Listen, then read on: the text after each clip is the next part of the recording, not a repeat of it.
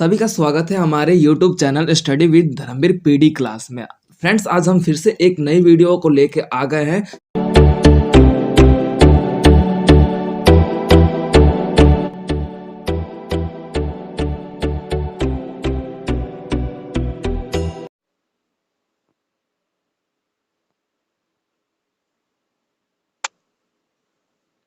ठीक है, तो हमारा BHIE 144 का जो थर्ड ईयर का कोड है, उसके मोस्ट इंपोर्टेंट क्वेश्चन के बारे में बात करेंगे। तो हमारा आज का सेशन में हम इसके मोस्ट इंपोर्टेंट क्वेश्चन की बात कर लेते हैं। तो हमारा क्वेश्चन है, जियाउद्दीन बर्नी का लेखन परिचय दीजिए।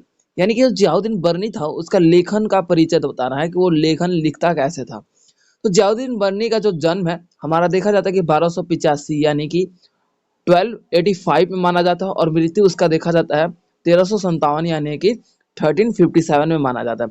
भारत के इतिहास लेखन में इसका जो महत्वपूर्ण व्यवस्था देखा गया था कि ये जात से मुसलमान, जो कि दिल्ली में सुल्तान मोहम्मद बिन तुगलक के समय इसकी व्यवस्था देखने को मिली थी। यानी कि दिल्ली के जो सुल्तान व्यवस्था था ना, वो कौन किसकी था? दिल्ली सुल्तान का कौन था? मोहम्मद बिन तुगलक के व्यवस्थाओं में इसका वर्णन देखने को मिला। जियाउद्दीन बर्नी का जो प्रक्रिया है या फिर उसका जो स्वरूप है, किस टाइम देखने को मिला? सुल्तान मोहम्मद बिन तुगलक के समय इसका देखने को मिला। वो उसका प्रिय साथी था, प्रिय यानी कि मित्र था। जियाउद्दीन बर्नी मोहम्मद बिन तुगलक का मित्र था। ठीक है, जो 17 वर्ष तक रहे, यानी कि मतलब 17 वर्ष तक इनकी मित्रता बनकर रही थी। किसके साथ बनकर रही थी? मोहम्मद बिन तुगलक के साथ बनकर रही थी। जीवन परिचय की बात कर लेते हैं। तो जियाउद्दीन बर्नी का जैसे मैंने बता दिया कि 1285 में इसका जन्म माना जाता है। जियाउद्दीन बर्नी जो कि आपका आधुनिक बुलंदशहर में रहने वाले थे, यानी कि जो आज बुलंदशहर जाना जाता है ना, जहाँ पे वहां का वो निवासी के रूप में ठहरा। ठीक है, जियाउद्दीन बर्नी जो बचपन से ही अपने चाचा अल्लाह उल मुल्क के साथ वो अपना व्यक्तित्व जीवन जीता था। अलाउद्दीन खिलजी के सलाहकार थे। यानी कि जो जियाउद्दीन बर्नी था ना, वो किसका सलाहकार था? अलाउद्दीन खिलजी का। ठीक है, अब उसके तत्पश्चात देखा जाता है कि इसकी जो लेखन सौंदर्यता है, लेखन क्रिया लिखने की जो व्यवस्था है, मोहम्मद बिन तुगलक शासन में इसने अपना 17 साल व्यवस्था का वर्णन किया। यानी कि मोहम्मद बिन तुगलक जो था ना, उसमें इसने अपना 17 साल दिया था। क्यों? क्योंकि आपका देखा जाता है मोहम्मद बिन तुगलक इसका एक बोल सकते हो कि प्रिय मित्र के रूप में था। तो उसने, जैसे कि मैंने बता दिया कि 17 साल वो दोनों साथ रहे, तो 17 साल तक ये दोनों ने अपनी मित्रता को निभाते हुए अपनी व्यवस्थाओं की रचना इन दोनों के द्वारा की गई थी। क्लियर है यहाँ तक? अब इन दोनों के देख, यानी कि मोहम्मद बिन तुगलक का ये मित्र होने के साथ 17 साल उसके साथ रहा। तो इसकी जो कार्य व्यवस्था थी वो लेखन क्रिया में 17 साल की व्यवस्था में बहुत ज़्यादा देखने को मिला। अंतिम समय की बात कर ली जाए तो इसके जीवन का अंतिम पड़ाव आपका देखा जाता है कष्टपद था, यानी कि कष्टों से भरा हुआ था। मोहम्मद बिन तुगलक का जो जीवन है ना, वो आपका कष्टों से भरा हुआ था। ठीक है, तो अब इसके जो है जख्म जो, तो उसके तत्पश्चात देखा गया कि यानी कि जियाउद्दीन बर्नी जो मोहम्मद बिन तुगलक का जो मतलब बोल सकते हैं मित्र के रूप में गया था, तो इसके अंतिम पड़ाव में, यानी कि जब अंतिम इसका जो जीवन था ना, उसमें आपका देखा गया कि इसके जो जीवन में दुखों का, व्यवस्थाओं का बहुत महत्वपूर्ण व्यवस्था देखने को मिला। सामाजिक बहिष्कार कर दिया गया था इसे, यानी कि समाज से बहिष्कार कर दिया था। यानी कि समाज में रहने का इसका अधिकार जो है ना, उसे छीन लिया गया।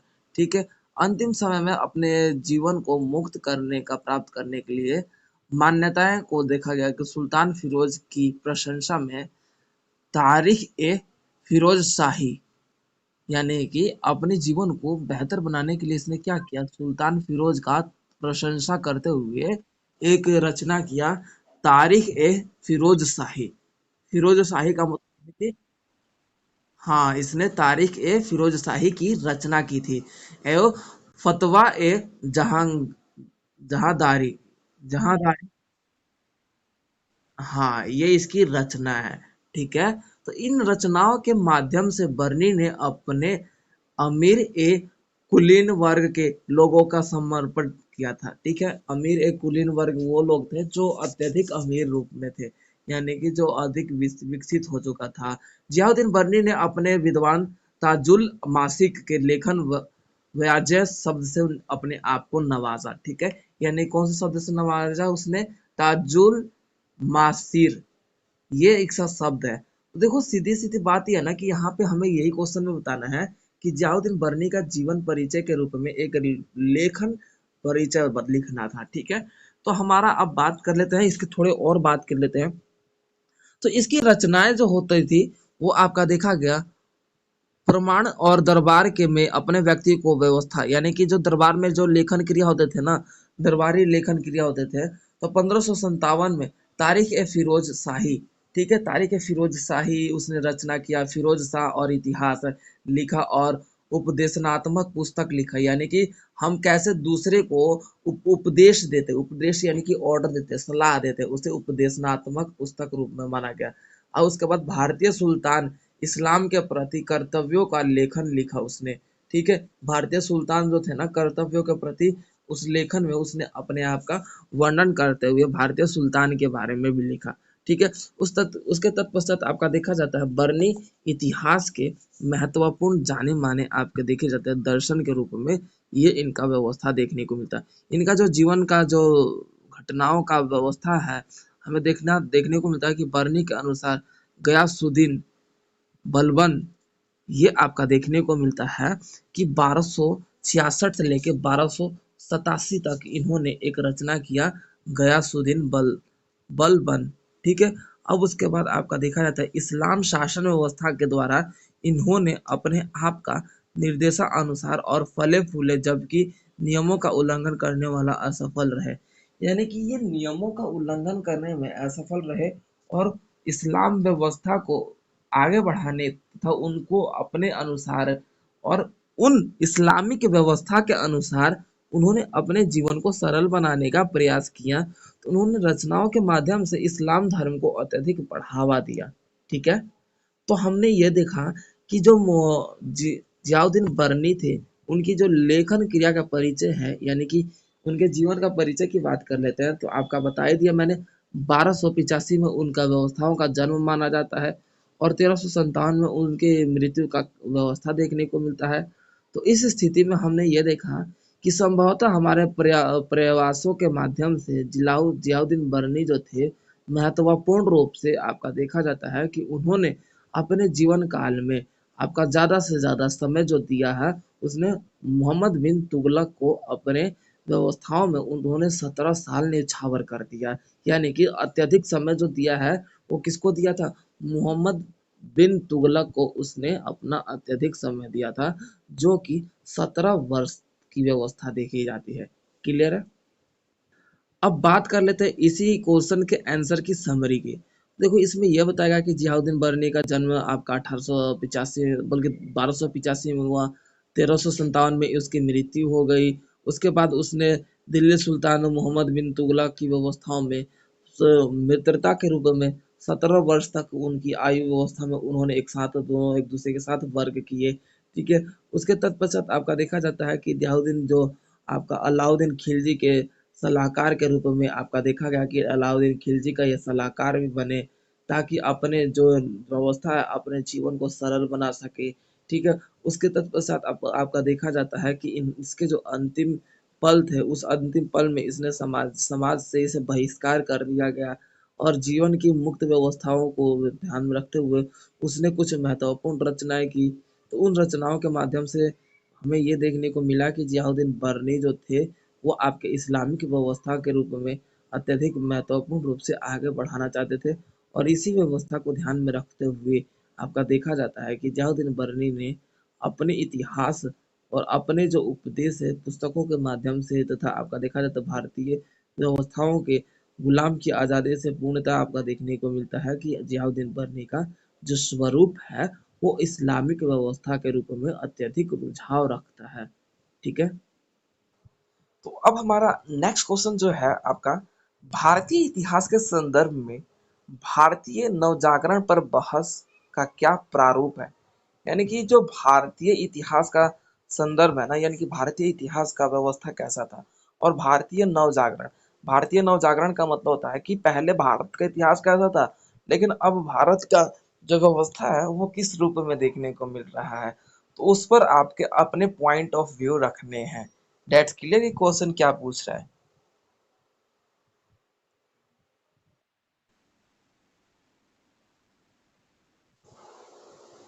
हाँ जी, भारतीय इतिहास के संदर्भ में पहले भारत का इतिहास में क्या रूप बदलकर अब हमारे नव, बोल सकते हो कि न्यू आपकी व्यवस्था को अपनाया गया। न्यू यानी कि बोल सकते हो डिजिटलाइजेशन आपका देखा जाता है, पहले कहाँ था ये भारत और अब कहाँ पे है। पहले आपका देखा जाता है सती प्रथा, बाल विवाह, पुनर्विवाह, इस तरीके की मतलब क्रूर प्रथाएं थी, लेकिन अब उन प्रथाओं को अंत करके भारत का व्यवस्थाओं को आगे बढ़ाया गया। ये सारी बातें इसमें आएंगी, ठीक है। हेलो, क्लियर है? ठीक है, तो अब हमारा क्वेश्चन का आंसर जो बात कर लेते हैं, अब हमारे क्वेश्चन के आंसर की। तो जो भारत है ना, ठीक है, जो भारत है आपका देखा जाएगा, तो इसमें हमारा मानव जो है, भारत में जो मानव रहते हैं, वो इतिहास की बात कर लेते हैं तो उनके जो व्यवस्थाओं का जो स्वरूप था, जो उनकी बुद्धि व्यवस्था थी, बुद्धि यानी कि जो उनका माइंड था, किस तरीके का था, सोच कैसा था, ये सारी बातों का हमारा इसमें समावेश देखने को मिलेगा। जिसके अंतर्गत हम ये देखेंगे कि यहाँ पे जो भी व्यक्ति और व्यापारिक व्यवस्थाओं में कार्य कर रहे थे, श्रमिक व्यवस्था थे, श्रमिक यानी कि आपका देखा जाता है जो मजदूरी करते हैं, वो आपका श्रमिक कहलाता है, ठीक है। तो अब उसके बाद आपका देखा जाता है कि क्या हुआ कि जो अलग अलग व्यक्ति थे, उनकी अलग अलग भूमिकाओं का वर्णन हमारे इतिहास व्यवस्था में देखने को मिलता है। उनके इतिहास व्यवस्था के माध्यम से ही हम अपना इतिहास का वर्णन कर पाए तथा इतिहास की बातों को समझ और तथा उसको बेहतर तरीके से उस पर अध्ययन करने की व्यवस्था भी कायम कर चुके हैं। अब बात कर लेते हैं हमारे जो बंगाल का नवजागरण, जो कि जिसमें आपका देखा जाता है कि कभी कभी भारतीय नवजागरण भी कहा जाता है। बंगाल का नवजागरण का मतलब क्या है? बंगाल का जब विभाजन हुआ था, तो उसमें देखा जाता है कि भारतीय नवजागरण की व्यवस्था भी मानी जाती है। और जैसे पहले क्या हुआ इतिहास में, हमारी एक घटना घटी हुई कि मार्क्सवादी आया, फिर उसके बाद गैर मार्क्सवादी, ठीक है, उदारवादी आया, फिर उसके बाद गैर उदारवादी, फिर उसके बाद आपका बोल सकते हो यथार्थवाद आया, उसके बाद नव यथार्थवाद आया। तो ये हमारी क्या है, यानी कि परिवर्तन स्वरूप हमारी जो आवश्यकताओं की व्यवस्था है वो बदलती हुई नजर आ रही है। हमारे आवश्यकताओं के मध्य ही हम अपना विकास करने में सक्षम हो पा रहे हैं। अब पश्चिमी दुनिया की बात कर लीजिए, पश्चिमी दुनिया यानी कि आउट ऑफ इंडिया की बात कर लीजिए, जो डेवलप्ड कंट्री है, ठीक है, जिनका विकास हो चुका है, उन डेवलप्ड कंट्री की बात कर लेते हैं। तो हमारा जो पश्चिमी दुनिया से व्यवस्था है, जिसमें हमारा भारत, पहले इतिहास की बात की जाए तो पश्चिमी दुनिया से बहुत ही ज़्यादा प्रभावित था। आपका देखा जाता है कि भारत में अपने आप हमारे जो पश्चिमी दुनिया का जो व्यवस्था है, वो हमारे ऊपर शासन कर रहे थे। इस शासन व्यवस्था के कारण हमारा क्या है, धीरे धीरे आर्थिक स्थितियों में कमजोरी आने लगी। हमारे देश के लूटा जाने के कारण आपका देखा गया कि भारत का अर्थव्यवस्था भी खत्म हो चुका।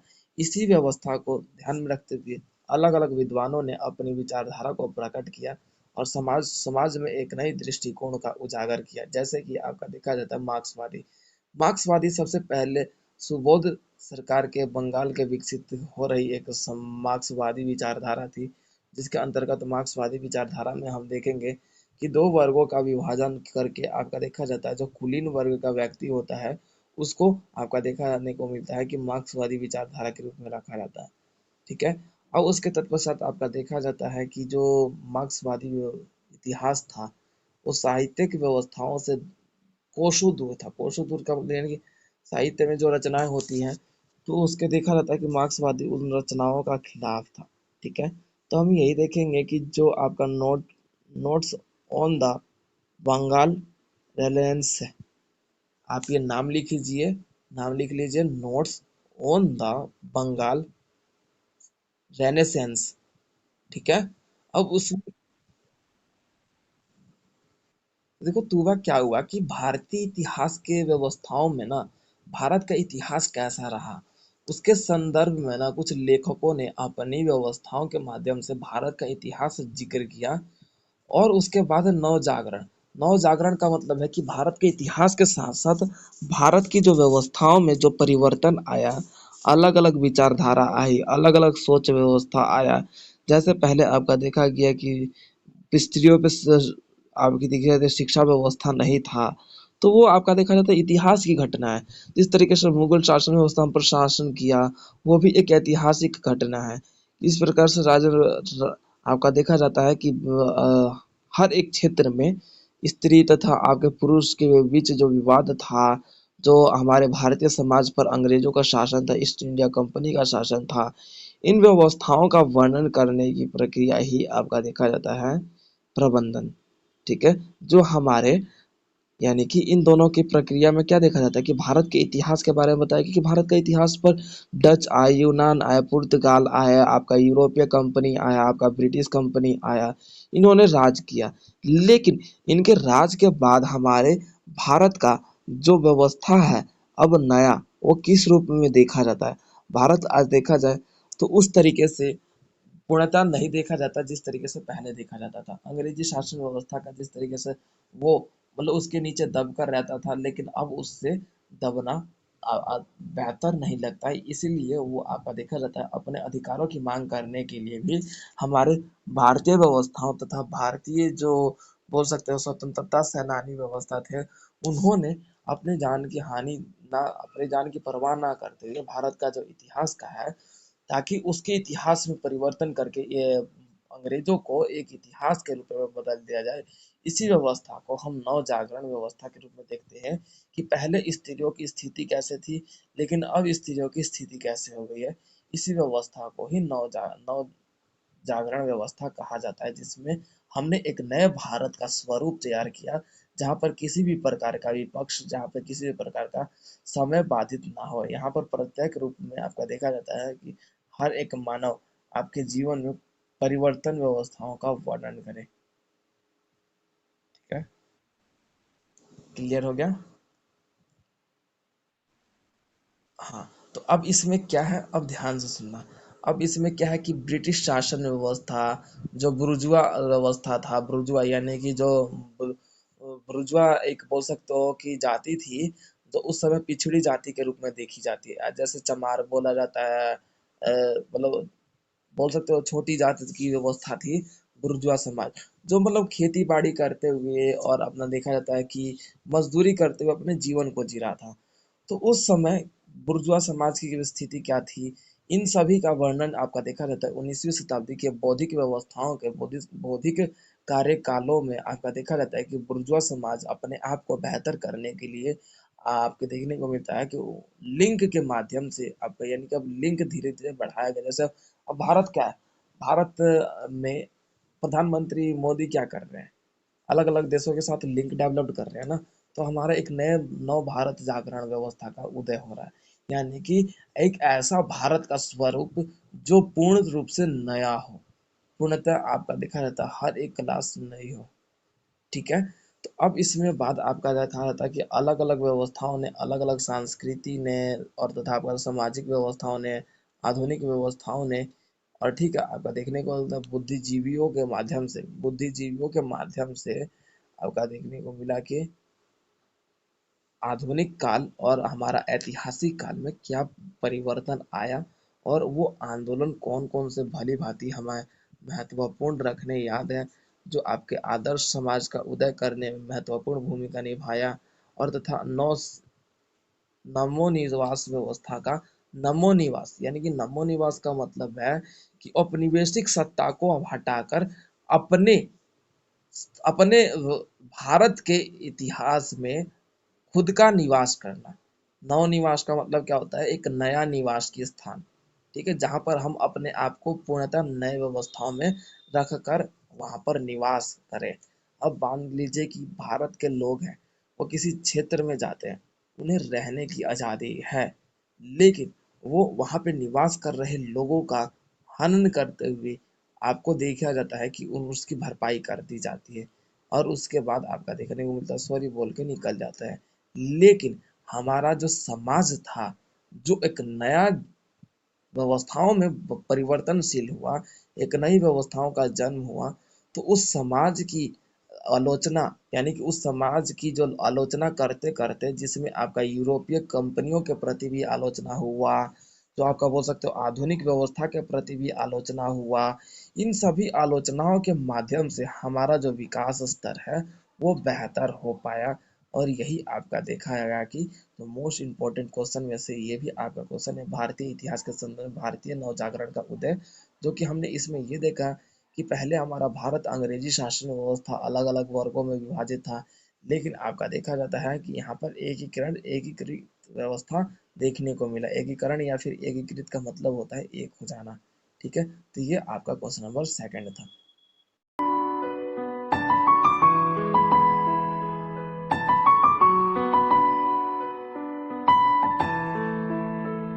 तो वीडियो को like, comment, share and subscribe करना ना भूलें।